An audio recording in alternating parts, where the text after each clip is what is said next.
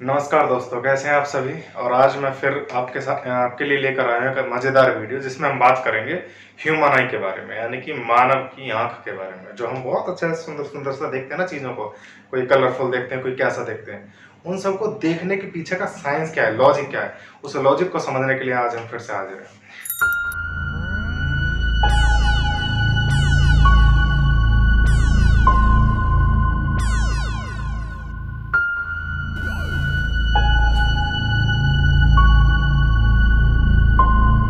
तो बेटा देखो, मैंने बोर्ड पे ह्यूमन आई बना रखा है। आपको देखने में पता नहीं लग भी रहा होगा कि नहीं, क्योंकि मेरी आर्ट इतनी अच्छी नहीं है, इतना ध्यान रखना, क्योंकि मैं आर्ट का टीचर नहीं हूँ। तो मैंने इसमें आई बॉल बना रखा है पूरा। ये जो अपना स्ट्रक्चर है, ये अपनी आई बॉल है। आई बॉल का मतलब ये जो हमारी आंख है, सफेद सफेद अंदर जो पूरा पूरा पोर्शन है, एक बॉल की तरह होता है, उसको हम कह रहे हैं आई बॉल। अच्छा, इस चीज में एक छोटा सा आपको ये याद रखना है कि जो आई बॉल है, ये आई बॉल की जो डायमीटर है वो 2.3 सेंटीमीटर होता है। डायमीटर का मतलब ये है कि इस आई बॉल की जो मोटाई है, हमारी आंख की जो मोटाई है, अंदर से जो बॉल है उसकी जो मोटाई है वो 2.3 सेंटीमीटर है। ठीक है। अब इतना भी आप ध्यान रखें साथ के साथ में कि ये जो आई बॉल है पूरी बॉडी के अंदर, ह्यूमन की पूरी बॉडी के अंदर एक अकेला ऐसा पार्ट है जो जन्म के बाद और मरने से पहले तक बराबर साइज का रहता है। इसका साइज घटेगा बढ़ेगा नहीं, और अगर घटता या बढ़ता है तो ऐसी कंडीशन में फिर आपकी आंख में कुछ ना कुछ डिफेक्ट आ जाता है, जिसकी वजह से आपकी आंखों पे चश्मे चढ़ जाते हैं। तो सिंपल सी बात यह है कि ये कभी भी चेंज नहीं होगा, ये वेरी नहीं करेगा, बिल्कुल भी नहीं करेगा। अब हम इसमें बात करते हैं थोड़ा सा इसके फंक्शंस के बारे में। इसका पार्ट क्या है, कौन कौन से पार्ट है, कैसे कैसे पार्ट है, तो उन सब के बारे में हम बात कर लेते हैं। देखिए, सबसे आउटर मोस्ट जो सेल हो, जो सॉरी आउटर मोस्ट जो इसकी लेयर होती है, उसको हम कहते हैं स्क्लेरोटिक। मैं यहाँ लिखा हुआ भी स्क्लेरोटिक। जो हमको ये जो अपनी आंख के साइड में जो व्हाइट व्हाइट कलर का दिखता है ना, इसी व्हाइट व्हाइट वाले पोर्शन को हम कहते हैं स्क्लेरोटिक। ये व्हाइट कलर की होती है। इसका व्हाइट कलर के पीछे होने की भी साइंस है, ठीक है। और ये होती ही क्यों है, इसके पीछे की भी एक साइंस है। देखो, जब हम कोई मकान वगैरह कुछ भी ऐसा बनाते हैं तो उसमें बाहर की तरफ कुछ ऐसा रखते हैं कि जिससे कि अंदर प्रॉब्लम क्रिएट ना हो। जैसे कि अगर हमें मकान बनाना है तो बाहर की दीवार को थोड़ा मोटा बनाते हैं ताकि मजबूती दे सकें। ये जो स्क्लेरोटिक लेयर है, ये हमारी आई बॉल को एक स्ट्रक्चर देती है, एक कुल मिलाकर के उसको मजबूती देती है, ठीक है ना, रिजिडिटी देती है, ठीक है। दूसरा, इसका व्हाइट कलर क्यों होता है? व्हाइट कलर इसलिए होता है, जो हमारी आई बॉल का ये वाला जो पार्ट है, जो हम सामने से देख पाते हैं, जब लाइट एंटर करेगी हमारी आंख में तो ऐसी कंडीशन में लाइट इस बाकी के जो कंचा है, काला काला कंचा है, इससे बाहर के पार्ट में ना चला जाए, लाइट बाहर के पार्ट में ना चली जाए, इसके लिए ये व्हाइट कलर का होता है। क्योंकि व्हाइट कलर हमेशा रिफ्लेक्ट करता है, चीजों को पलट देता है। व्हाइट कलर पसंद नहीं करता भैया किसी को, सिर्फ एक चीज को पसंद करता है कि भैया मेरे पास कोई मत रहो, मैं अकेला रहना चाहता हूँ। ये काम होता है व्हाइट का। उसके नीचे थोड़ा अंदर की तरफ चलते हैं। देखो, एक लेयर नहीं होती हर चीज में, कई सारी लेयर होती है। अब इस स्क्लेरोटिक लेयर के अंदर की तरफ एक और लेयर होती है जिसको हम कहते हैं कोरोइड, जो कि ब्लैक कलर की होती है। वो व्हाइट कलर की इसलिए थी ताकि रिफ्लेक्शन कर सके, व्हाइट लाइट, सॉरी, अगर कोई लाइट आ रही है तो वो वापस बाउंस बैक करके जा सके। ये ब्लैक कलर का इसलिए होता है कि जब कोई लाइट अंदर से इस लेंस के जरिए होती हुई इस आई बॉल के अगर अंदर आती है तो वो कोरोइड से बाहर ना चली जाए। कहीं ऐसा ना हो कि उसको ब्लैक वाले पार्ट को ही पार करके आंख के बाहर निकल जाए, कहीं दिमाग में जाके टकरा ली, पता चली हमारी लाइट, ऐसा नहीं होगा। तो इसीलिए वो ब्लैक कलर की होती है। ब्लैक कलर का काम क्या है?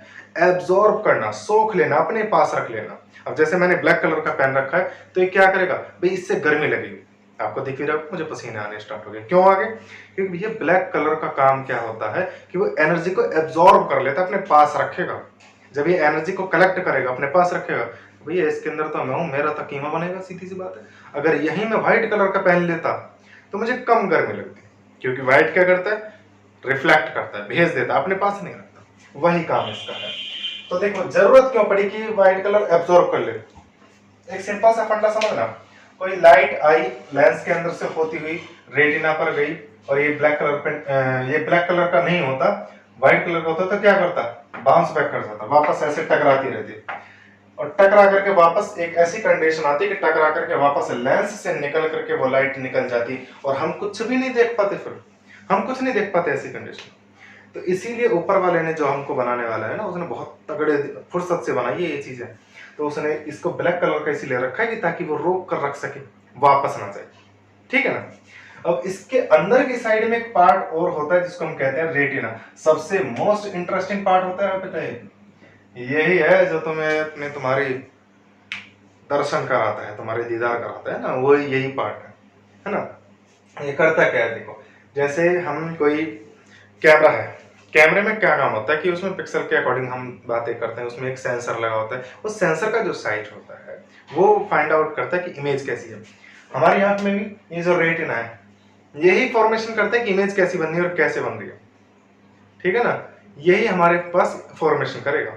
अब ये करता कैसे है, तो देखो रेटिना अकेला नहीं होता है, रेटिना में क्या होता है, बहुत सारे पार्ट होते हैं, इनको हम रिसेप्टर्स कहते हैं। रेटिना में बहुत सारे छोटे छोटे छोटे छोटे छोटे छोटे बहुत सारे पार्ट होते हैं, सेल होते हैं, जिनको हम रिसेप्टर्स कहते हैं। और ये सेल बेटा दो टाइप के होते हैं। कितने होते हैं? दो टाइप के। कौन से होते हैं? रोड शेप्ड सेल और कॉन शेप्ड सेल। कौन कौन से मैं लिख देता हूं, अगर आपको विजिबल हो तो बेटा मैं यहां लिख देता हूं। देखो, एक होता है कौन शेप्ड सेल।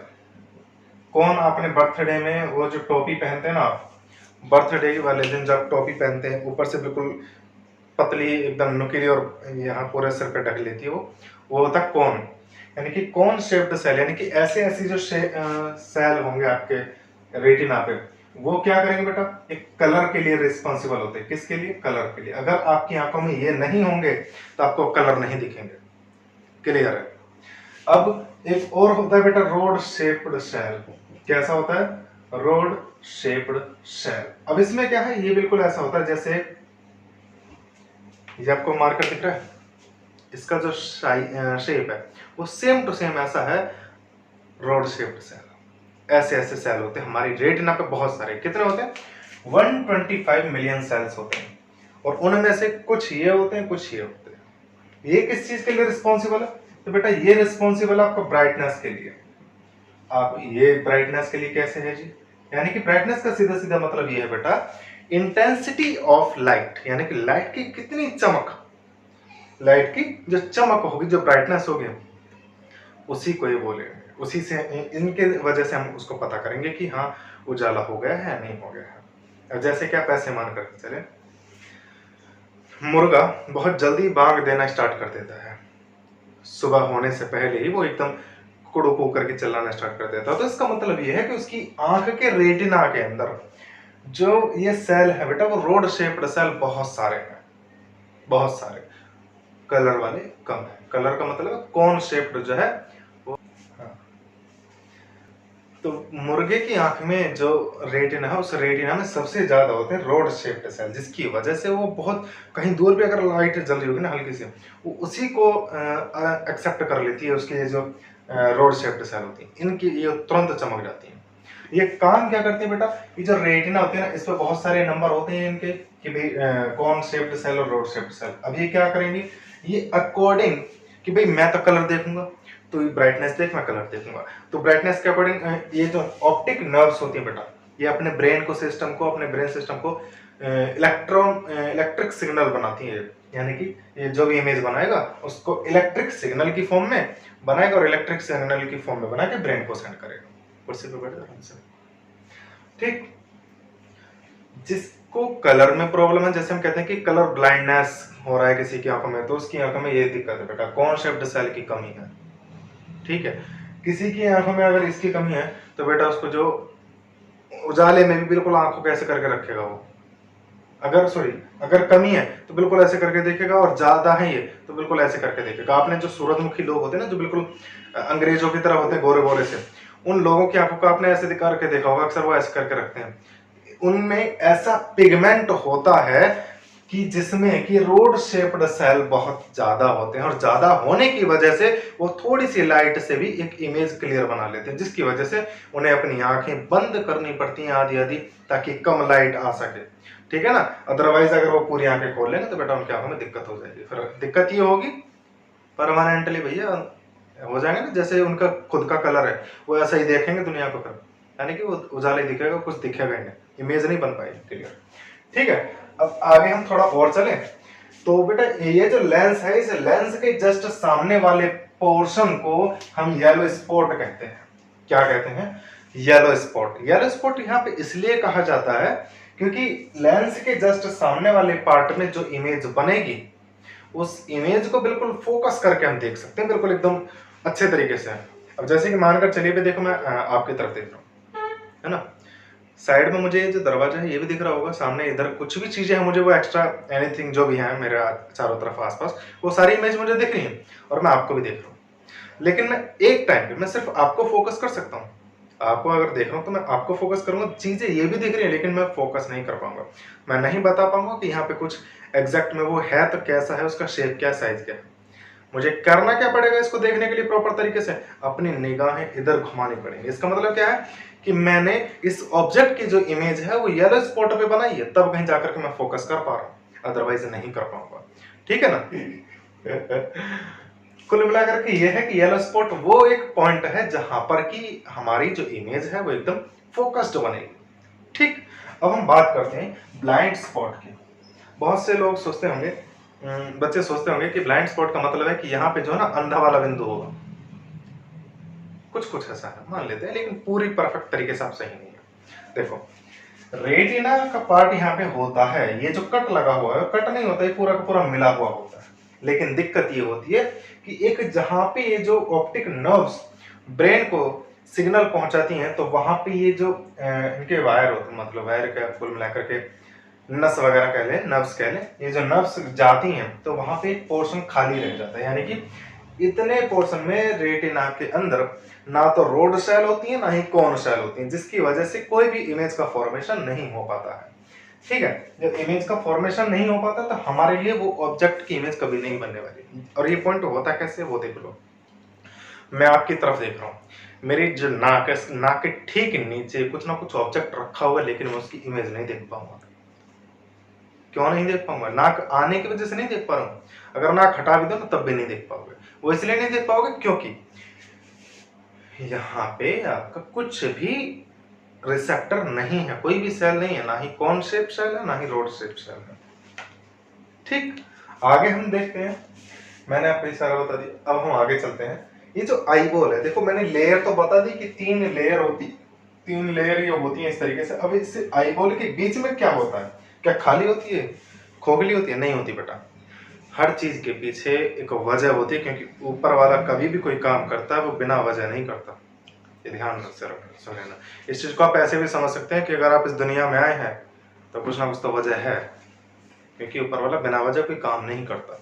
अब इसके अंदर, आई बॉल के अंदर क्या रखा जाए, क्या क्यों रखा जाएगा? तो देखो, इसके अंदर एक जेली लाइक आपका फ्लूइड होता है। जेली तो आप समझते होंगे, खाने वाली जो जेली होती है, उसी तरीके से एक फ्लूइड होता है, एक मटेरियल होता है जिसको हम कहते हैं वाइट्रस ह्यूमर। क्या कहेंगे? Vitreous humour. I have written this, vitreous humour jelly like material होता है। इसका जो आपका रिफ्रैक्टिव इंडेक्स होता है बेटा, वो रिफ्रैक्टिव इंडेक्स होता है 1.336। कितना होता है? 1.336 इसका रिफ्रैक्टिव इंडेक्स है बेटा। इसका मतलब, अब देखिए इसका काम क्या है। इस वाइट्रस ह्यूमर को ऊपर वाले ने अगर हमारी आंखों में डाला है तो वो क्यों डाला है, क्यों भरा है? इसके 2 काम है बेटा। सबसे पहला काम यह है कि इस लेंस से जो भी ऑप्टिक रे निकल करके आएंगी, इसका इमेज का फॉर्मेशन करने के लिए उनका रिफ्रैक्शन करता है। पहला काम। भाई मान करके चले कि कोई लाइन थोड़ा सा इधर जा रही है, थोड़ा सा इधर जा रही है, ये क्या करेगा लिक्विड? इसको यहां मिलाने की कोशिश करेगा। और अगर ज्यादा पास जा रही है तो ये क्या करेगा? इसको हल्का सा टिल्ट करके वहां मिलाने की कोशिश करेगा, जितने इसकी क्षमता है, जितना इसका कैपेसिटी है, जितना इसका रिफ्रैक्टिव इंडेक्स है। दूसरा काम क्या है?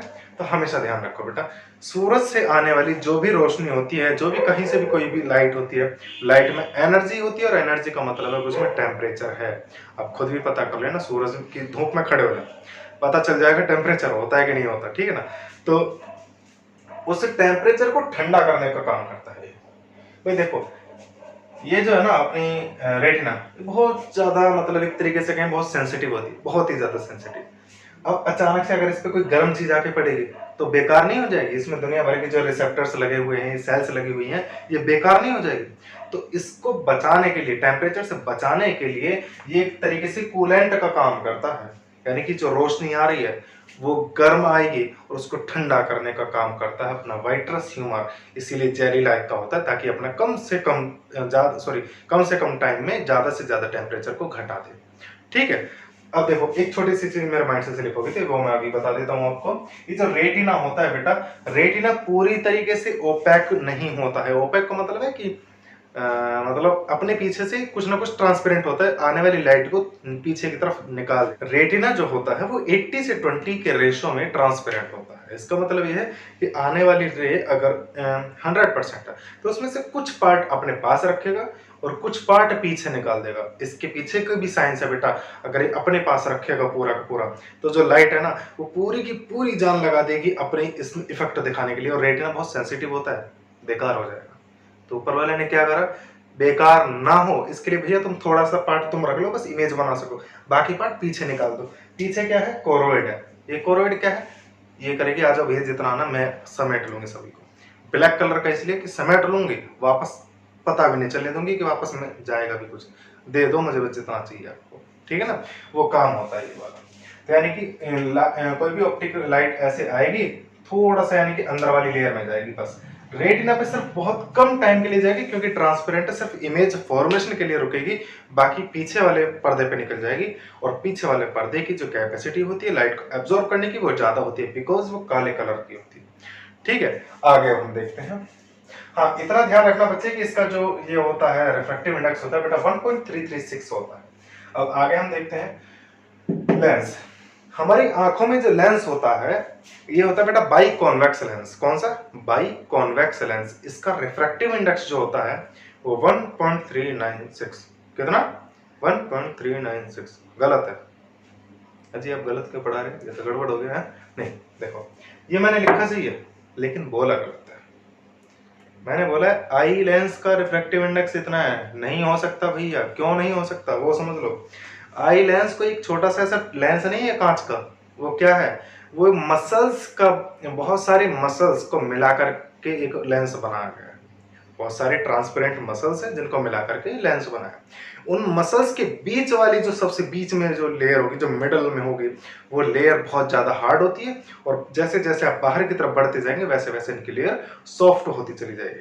अब ऐसी कंडीशन में इसका जो रिफ्रैक्टिव इंडेक्स होगा, हर लेयर का रिफ्रैक्टिव इंडेक्स अकॉर्डिंगली चेंज होता रहेगा।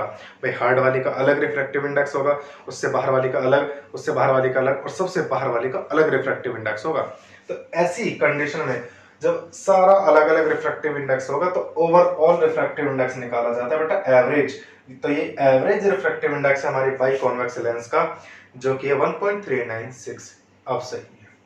अब देखो थोड़ा सा और आगे चलते हैं। एक चीज मैं लिखना भूल गया, मैं अभी यहाँ लिख देता हूँ। ये जो मसल्स हैं ये वाली,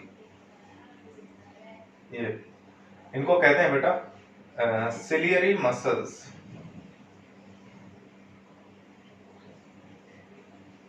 सिलियरी मसल्स। देखो पसीने में नहाना पड़ रहा है सिर्फ तुम्हें बताने के लिए, क्योंकि पंखा बंद है और पंखा बंद करके ये हम बता सकते हैं। अगर पंखा चालू करेंगे ना सुन नहीं पाओगे। देखें तो सिलियरी मसल्स इनको बोला जाता है, जिन पे ये लेंस जो है वो टिका हुआ होता है। ठीक है ना, अभी इसका भी पीछे का कुछ वजह है, वो देख लो। अभी मैंने बताया ये जो लेंस होता है ना, ये जो लेंस होता है ये फ्लेक्सिबल होता है, ऐसे फैल भी जाएगा सिकुड़ भी जाएगा।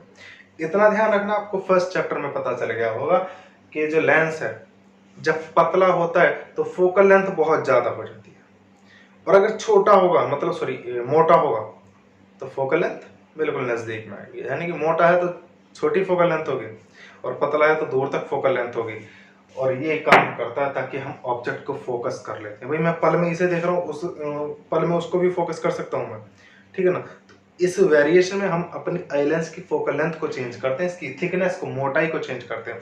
लेकिन करता कौन है इसकी मोटाई को चेंज, हम नहीं करते, जाके हाथों से थोड़ी ना खींचते हैं। कौन करेगा, ये जो मसल्स होती हैं, सिलियरी मसल्स बोलते हैं इनको, ये करती हैं। अभी करती कैसे हैं वो देखो, इस चीज को ध्यान रखना, थोड़ा सा रिवर्स है जो मैं बताने वाला हूँ। सिलियरी मसल्स अगर रिलैक्स कर रही हैं, अगर सिलियरी मसल्स बिल्कुल रिलैक्स है, बिल्कुल एकदम सुस्त है, तो ऐसी कंडीशन में जो लेंस है बेटा वो थिन होगा, बहुत पतला होगा। कैसा होगा, पतला होगा। ठीक है, इतना याद रखना, सिंपल सिंपल है। कि अगर रिलैक्स कर रही हैं तो पतला होगा, और अगर वो कॉन्ट्रास्ट करेंगी यानी कि सिकुड़ेंगी तो सिकुड़ने वाली कंडीशन में बेटा थिक हो जाएगा, मोटा हो जाएगा। और मोटा होगा तो फोकल लेंथ कम होगी, पतला होगा तो फोकल लेंथ ज्यादा होगी। क्लियर हुआ कि नहीं? हाँ, आगे अब हम चलते हैं। देखो इसके बाद आगे चलते हैं। ये जो मैंने छोटी छोटी सी बना रखे हैं, तो बेटा देखो जरा मेरी आंख में झांक के देखो। आंख में झांकना है ना, मुझे नहीं झांकना है। आओ कभी हमारी आंखों में झांक करके देखो, प्यार नजर आएगा। देखो ये जो आंखों का जो कलरफुल पार्ट होता है, आंखों का जो कलरफुल पार्ट होता है, इसी को हम कहते हैं बेटा आइरिस। क्या कहेंगे? आइरिस। बहुत सही से इरिस पढ़ते हैं, इरिस नहीं होता, आइरिस होता है। यानी कि हमारी जो सुंदर सुंदर काली सी आंखें होती है ना, इसको कलर देता है ये आइरिस। कलरफुल लिगामेंट होता है, ठीक है। और ये कलर, इसके पीछे कलर होने का कोई इसमें वो खास वजह नहीं है, तो सिर्फ एक सुंदरता वाली चीज है ना, ताकि वो अगर सुंदर नहीं होगी तो अट्रैक्शन कैसे होगा? अट्रैक्शन होना भी तो जरूरी है, तो उसके लिए होता है, वैसे और कुछ नहीं है। देखिए ये कलरफुल पार्ट होता है, ये क्या काम करेगा? ये फैल सकता है, सिकुड़ सकता है, फैलेगा सिकुड़ेगा, बस ऐसा। यानी कि एक तरीके से हम बात करें तो फ्लेक्सिबल लिगामेंट होते हैं जिनकी वजह से बना हुआ होता है। अब इसके बीच में खाली जगह होती है। आप कभी किसी की आंखों में आंखों में आंख डालना और थोड़ा बारीकी से देखना, वो दिल के अरमान नहीं जगाने, सिर्फ आंखों में झांकना है। उसमें आप जब देखेंगे तो कलरफुल पार्ट के बीच में एक ब्लैक ब्लैक धब्बा दिखाई देगा, काली काली एक खाई सी, ठीक है ना। वो उसको कहते हैं बेटा प्यूपिल। क्या कहेंगे? प्यूपिल। वो क्या करेगा? वो आने वाली लाइट को लेंस के पार निकालने की कोशिश करेगा। यानी कि सामने से लाइट आएगी, इस होल में से निकल करके जाएगी, इस होल को कहते हैं प्यूपिल। इसके आसपास ये जो कलरफुल पार्ट, इसको कहते हैं आइरिस। तो जो लाइट है वो प्यूपिल में से होकर के जाएगी, लेंस से होती हुई सीधा रेटिना पे इमेज बनाएगी। अब ये जो प्यूपिल है, इसका जो साइज है वो साइज निकालेगा बेटा आइरिस। जो इसका प्यूपिल का जो साइज है वो आइरिस। अगर आइरिस फैलेगी तो प्यूपिल छोटा होगा, अगर आइरिस सिकुड़ेगी तो प्यूपिल बड़ा होगा। अब इसका काम क्या है, मतलब ये होता क्यों है ऐसा? आप कभी जब अंधेरे वाले कमरे में से निकल करके अचानक धूप में जाते हैं तो वहां पर आप एक चीज देखते हैं कि आपको थोड़ा सा टाइम लगता है कि हम उस चीज को देख पाए, क्योंकि अंधेरे में से तुरंत आप धूप में जाओगे तो आपको सब चीज बिल्कुल सफेद सफेद दिखाई देगी, जैसे जन्नत में आ गए। बाद में पता चलता है कि जन्नत ने न रखी है जहाँ पे हम पहले थे, है ना। तो उसमें हम क्या करते हैं, ये जो लिगामेंट होते हैं, फ्लेक्सिबल लिगामेंट होते हैं, ये क्या करते हैं, थोड़ा सा सिकुड़ने में टाइम लेते हैं बेटा, और फैलने में और सिकुड़ने में थोड़ा सा टाइम लेते हैं। बस वही टाइम में हम फील करते हैं। आपको देखा हो, हम थोड़ा सा टाइम लेते हैं, बार बार ऐसे करते हैं जल्दी जल्दी, ताकि हम फोकस करके देख सकें उसको। वो चीज़ यही है कि अगर ये आइरिस देखो, अंधेरे में आइरिस जो है सिकुड़ जाती है और प्यूपिल फैल जाता है, ताकि ज़्यादा से ज़्यादा लाइट आ सके और परफेक्ट इमेज हम बना सके। लेकिन जब अचानक से उजाले में जाओ तो बहुत सारी लाइट आएगी आंख में एक साथ, तो उससे भी मैंने बताया कि रेटिना बहुत सेंसिटिव होता है बेटा, खराब हो जाएगा। ये खराब होने से बचाने के लिए हम क्या करते हैं, बार बार ऐसा ऐसा करते हैं, टिमटमाते हैं, जैसे आंख मारने की कोशिश कर रहे हैं, है ना। तो उसमें हम करते क्या है, उसमें ये करते हैं भैया, जो amount of light entering the eye होती है उसको हम कंट्रोल करने की कोशिश करते हैं। भैया ज़्यादा नहीं चाहिए, थोड़ी सी, बस 2-4 ग्राम चाहिए, ज़्यादा नहीं, है ना। वो काम करते हैं हम। आगे अब हम देखें तो इसके अंदर भी एक लिक्विड भरा होता है। अब आप बोलोगे जी इस लिक्विड का क्या हमारा नाम क्या है? इस लिक्विड का नाम है एक्वस ह्यूमर। क्या नाम है? Aqueous humour. ये कुछ कुछ पानी के जैसा होता है बेटा। अंदर वाले का नाम बताया था वाइट्रस ह्यूमर, जेली लाइक होता है। इस वाले का नाम है एक्वस ह्यूमर, यानी कि ये लेंस और इसके कॉर्निया के बीच में भरा होता है, तो इसका नाम है आपका एक्वस ह्यूमर। इसका रिफ्रैक्टिव इंडेक्स भी सेम होता है 1.336, लेकिन ये पानी के जैसा होता है, वो जेली की तरह होता है, ठीक है। और आगे इसका काम क्या है एक्वस ह्यूमर का? एक्वस ह्यूमर का काम है कि जो कॉर्निया से जो रिफ्रैक्टेड रे आ रही है उनको और रिफ्रैक्ट करता है, ताकि वो प्यूपिल में से जा सके। अगर कोई लाइट यहां से आ रही है तो ये अंदर का जो मटेरियल है वो कोशिश ये करता है, रिफ्रैक्टिव इंडेक्स उसका इस तरीके से होता है कि ऐसे उसको यहाँ प्यूपिल में एंटर कराने की पूरी कोशिश करता है। ठीक हुई क्या ना? हाँ, आगे अब देखते हैं, चले आगे। देखो अब बात आती है कॉर्निया की। तो बेटा हमारी आंख में मोस्ट ऑफ द रिफ्रैक्शन अगर होता है तो कॉर्निया से होता है, क्योंकि ये कर्व होता है, जैसे कटोरा होता है ना, घर में कटोरा बड़ा सा ऐसे फैला होता है यूं, ऐसे कढ़ाई की तरह। कटोरा को उल्टा रख दो, हमारी आँख पे, वही हमारी कॉर्निया होती है। और बाहर की तरफ ये जो ट्रांसपेरेंट पार्ट होता है, ब्लैक ब्लैक के ऊपर जो ट्रांसपेरेंट पार्ट है, अगर हम बंद करो तो उभरा हुआ पार्ट जो दिखाई देता है ना, वही हमारा क्या होता है, कॉर्निया होता है। सबसे ज्यादा रिफ्रैक्शन करता है ये हमारी आंखों में, ठीक है। कॉर्निया और लेंस के बीच में होता है एक्वा ह्यूमर। अब होता काम सारा कैसे, मैंने सभी के अलग अलग पार्ट के मैंने सारे काम बता दिए। अब काम होता कैसे वो देखो जरा, बहुत जल्दी अब मैं खत्म कर देता हूँ इसको। लेट सपोज कि यहाँ पे कोई ट्री रखा है, पेड़ रखा है, यहाँ से गई लाइट यहाँ तक गई, इसके अंदर जाएगी, अंदर जाकर के क्या करेगा, पूरी ऐसे यहाँ बनेगी, यहाँ से गई ये यहाँ पहुंची, यहाँ बनेगी, यानी कि ध्यान से देखो, नीचे वाला पार्ट ऊपर गया है और ऊपर वाला पार्ट कहाँ गया है, नीचे गया है। यानी कि अगर पेड़ वहां सीधा था तो यहाँ कैसा बनेगा, यहाँ तो जड़ बनेगी उसकी, ये हो गया उसका स्टेम, और यहाँ पे उसके फूल वगैरह दिखाई देंगे। आप कहोगे ऐसा तो कुछ नहीं है, पागल बना रहे हैं, हम तो बचपन से पढ़ते आए हैं कि हमें सीधा दिखाई देता है, आप बता रहे उल्टा बनेगा। उल्टा ही तो बनाया मैंने भाई। अगर मुझे सामने कोई पर्सन दिख रहा है, ये मार्कर है, ऊपर हेड, लेकिन मुझे ऐसे दिख रहा है, ये नहीं दिख रहा। अच्छा मैं आपको कैसे दिख रहा हूँ, सोचो, मेरा सिर नीचे पैर ऊपर है, ऐसा नहीं, देखो एक्चुअली में बनता ऐसा ही है, दिखता ऐसा ही है। अगर ये मार्कर ऐसे रखा है ना, तो मेरी आंखों पे, रेटिना पे जो इमेज बनेगी वो ऐसे बनेगी, हेड नीचे रहेगा, पैर ऊपर रहेगा। लेकिन हमें सीधा क्यों दिखता है बेटा, जब हमारा जन्म होता है तो जन्म से लेकर के 6 महीने तक के टाइम पीरियड में हम सिर्फ उल्टा ही देखते हैं।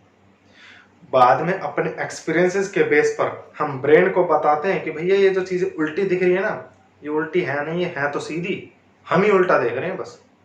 तो वो ब्रेन को इस तरीके से जब मॉडिफाई करता है कि बेटा जो चीज़ें उल्टी दिख रही है ना, उसको सीधा मान ले बस, और जो चीज़ सीधे उसको उल्टा मान ले। तो ये फंडा चलता है। तो आप जो 6 महीने होते हैं ना, बचपन से लेकर के 6 महीने तक का जो टाइम पीरियड है, वो वही होता है कि आप चीज़ें उल्टी देखते हैं बस। और कलरफुल नहीं देखते, आप ब्लैक एंड व्हाइट देखते हैं, क्योंकि ये जो कॉन्सेप्ट आपका ये पार्ट है, सेल है, ये बेटा बाद में आते हैं, ये बहुत टाइम बाद आते हैं, 6 महीने में आते हैं। उससे पहले सबसे पहले ब्राइटनेस वाले बनते हैं। तो याद रखना कि बचपन में लेकर, यानी कि शुरू के नवजात शिशु के, न्यू बॉर्न बेबी के 6 महीने तक वो सिर्फ ब्लैक एंड व्हाइट देखेगा और उल्टा ही देखेगा। उल्टा तो हम बुढ़ापे तक भी देखते हैं, लेकिन हमारे ब्रेन को आदत हो जाती है कि हर उल्टी चीज को हम सीधा मान लेते हैं, हमारे ब्रेन को आदत होती है, ये कॉन्सेप्ट चलता है। तो सीधी सी बात ये भी है कि भैया बाई कॉन्वेक्स लेंस है, हमने फर्स्ट चैप्टर में पढ़ा था कि कॉन्वेक्स लेंस से जो भी इमेज बनेगी, अगर उसके फोकस पे बनती है तो वो हमेशा उल्टी ही बनेगी, रियल बनेगी और इन्वर्टेड बनेगी। ठीक है, रियल बनेगी क्योंकि स्क्रीन पर बन रही है, इन्वर्टेड बनेगी, इन्वर्टेड का मतलब उल्टी बनेगी। ठीक, आगे इसमें थोड़ा सा इंपॉर्टेंट टॉपिक मैं आपको बता देता हूँ। वैसे ये कैमरे की तरह काम करता है। ये हो गया इसका अपर्चर, जो आपका आइरिस और प्यूपिल है, ये कंट्रोल करता है लाइट को, कितनी आनी है कितनी नहीं आनी है। ठीक है, लेंस काम करता है कि फोकस की किस पॉइंट पे फोकस करना है।